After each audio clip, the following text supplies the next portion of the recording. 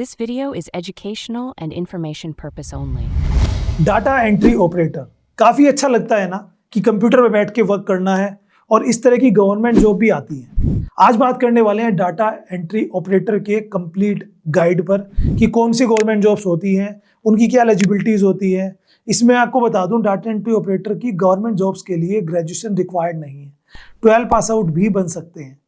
क्या चाहिए उसके लिए, क्या एलिजिबिलिटीज़ होती हैं, कौन सी गवर्नमेंट जॉब्स होती हैं, क्या बेनिफिट्स होते हैं, सब कुछ जानेंगे आज की अपनी इस वीडियो में। और अगर आपकी देखो, डाटा एंट्री ऑपरेटर का एक अच्छा बेनिफिट क्या है कि सपोज कि कल को आपकी गवर्नमेंट जॉब नहीं लगती किसी कारण से, तो आपके पास प्राइवेट सेक्टर में काम करने का मौका है, क्योंकि आपके पास वो स्किल आ चुका है। सबसे पहले बात करेंगे डाटा एंट्री ऑपरेटर होता क्या है। डाटा एंट्री क्या होती है पहले ये समझिए, और चैनल को सब्सक्राइब कर लीजिए, दैट इज गाइडेंस गुरुजी। देखो, डाटा एंट्री का मतलब होता है कोई भी डाटा कुछ भी हो सकता है। जैसे किसी कंपनी में एम्प्लॉइज की सैलरी डिटेल हो सकती है, कस्टमर की डिटेल्स हो सकती है, स्टॉक हो सकता है, सेल परचेज का डाटा हो सकता है। कोई भी डाटा को कंप्यूटर में फीड करना ही डाटा एंट्री होता है। वो चाहे कंपनी के सॉफ्टवेयर में करो, चाहे माइक्रोसॉफ्ट एक्सेल में करो, या वर्ड में करो, या फिर किसी गूगल डॉक्स में करो। अब वो जो फीड आप करते हो उसके लिए आपको क्या आना चाहिए वो सब बताऊंगा। तो अगर आप ये चीज़ें सीख लेते हो, वो कि मुझे लगता है जिसे कंप्यूटर आता है ना, वो डाटा एंट्री ऑपरेटर बहुत इजीली बन सकता है। This video is made for education purpose. आज की वीडियो का पर्पस है आप सबको गाइड करना अबाउट डाटा एंट्री। तो देखो, डाटा एंट्री ऑपरेटर की अब मैं बात करूंगा ना, सो जॉब रोल की अगर बात करें डाटा एंट्री में, गवर्नमेंट सेक्टर में काफ़ी सारी वैकेंसीज आती हैं।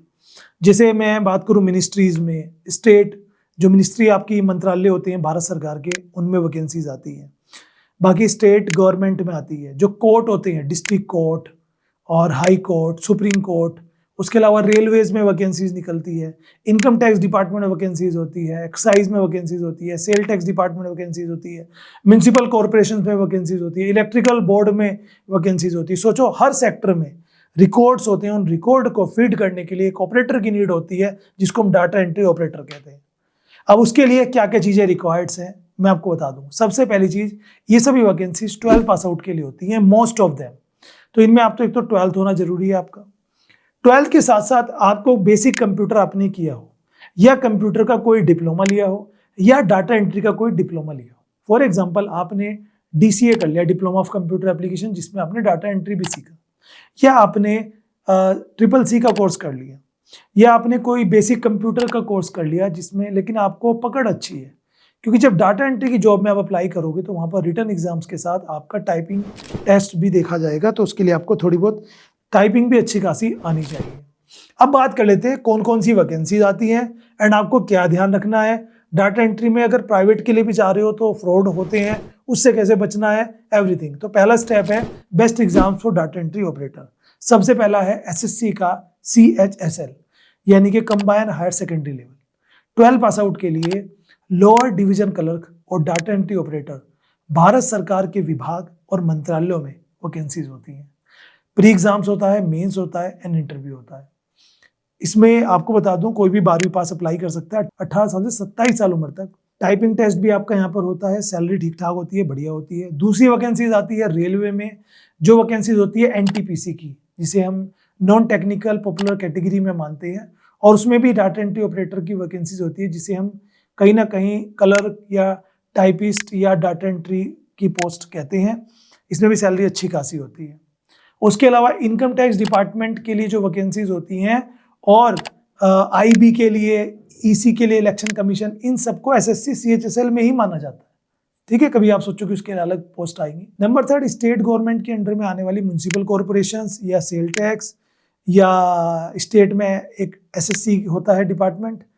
बाकी वहाँ का हाई कोर्ट और डिस्ट्रिक्ट कोर्ट और पुलिस डिपार्टमेंट में डाटा एंट्री ऑपरेटर की वैकेंसीज निकलती है। आप जिस भी स्टेट से हो उस स्टेट में इस नाम से सर्च कर सकते हो, जैसे police department data entry in Bihar, in UP, या court data entry operator vacancies in Uttar Pradesh, Bihar, जहाँ से भी आप हैं। तो ये सब चीज़ें होती हैं।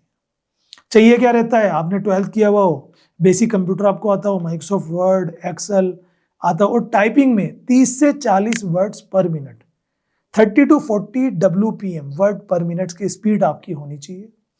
इंग्लिश हिंदी आपको दोनों टाइप करना आना चाहिए। ऐसा नहीं कि आपको बस इंग्लिश टाइप करना आता है, हिंदी की टाइपिंग भी आपको सीखनी होगी। वो आप आज से स्टार्ट कर दीजिए अगर आप चाहते हैं, क्योंकि डाटा एंट्री ऑपरेटर एक ऐसी फील्ड है जिसमें गवर्नमेंट सेक्टर के अलावा प्राइवेट सेक्टर में भी वैकेंसीज अच्छी खासी आती है। तो ये सब होगी वैकेंसीज। इसके अलावा PSU कंपनीज भी वैकेंसीज निकालती है ना। तो ये थोड़ी नहीं है, ये बहुत वैकेंसीज बैठ गई। रेलवे हो गया, SSC हो गया, स्टेट गवर्नमेंट्स हो गया, इनमें आप अप्लाई कर सकते हैं।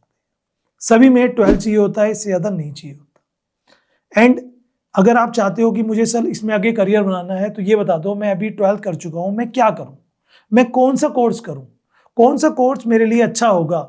सबसे पहला कोर्स आता है नीलीट का O लेवल, जिसमें आपको बेसिक कंप्यूटर्स 1 साल का कोर्स होता है, 12वीं पास कोई भी कर सकता है।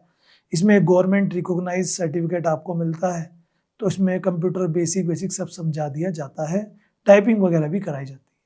सेकंड कोर्स आता है DCA diploma of computer application. ये भी 6 महीने से 12 महीने तक का होता है। इसमें कंप्यूटर बेसिक्स, इंटरनेट चलाना, टाइपिंग वगैरह ये सब सिखा दिया जाता है बढ़िया तरीके से।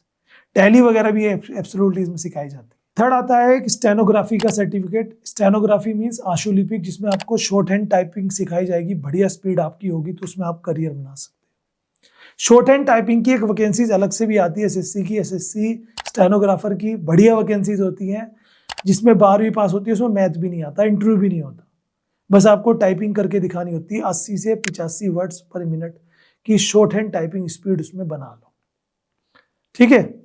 बाकी सैलरी अच्छी होगी इसमें। डाटा एंट्री ऑपरेटर में अच्छे से आप आगे बढ़ सकते हैं, ठीक है। और बस सपोज कीजिए कि आपने डाटा एंट्री सीख ली, आपने कंप्यूटर अच्छे सीख लिया और आप गवर्नमेंट जॉब्स के लिए तैयारी कर रहे हो।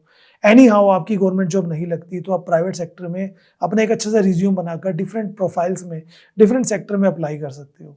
कहीं ना कहीं आपको कंप्यूटर रिलेटेड जॉब मिल ही जाएगी। प्लस आपकी जो एफिशिएंसी और टैलेंट है उसके बलबूते पे आपको अच्छी सैलरी भी मिल सकती है। सो यह है तरीका पूरा जानने का, यह तरीका डाटा एंट्री ऑपरेटर से गवर्नमेंट जॉब कौन कौन सी होती हैं। प्राइवेट सेक्टर की बात करूं तो किसी भी डिपार्टमेंट में, हर डिपार्टमेंट में जरूरत होती है एक टाइपिस्ट की, एक डाटा एंट्री ऑपरेटर की। बट याद रखिएगा, अगर आप प्राइवेट सेक्टर में जाना चाहते हो तो कोई ना कोई सर्टिफिकेट या डिप्लोमा जरूर लेना, वो जरूर मांगते हैं, ठीक है। वीडियो अच्छी लगे तो लाइक शेयर कर देना और ऐसी इन्फॉर्मेटिव वीडियोस के लिए सब्सक्राइब करना।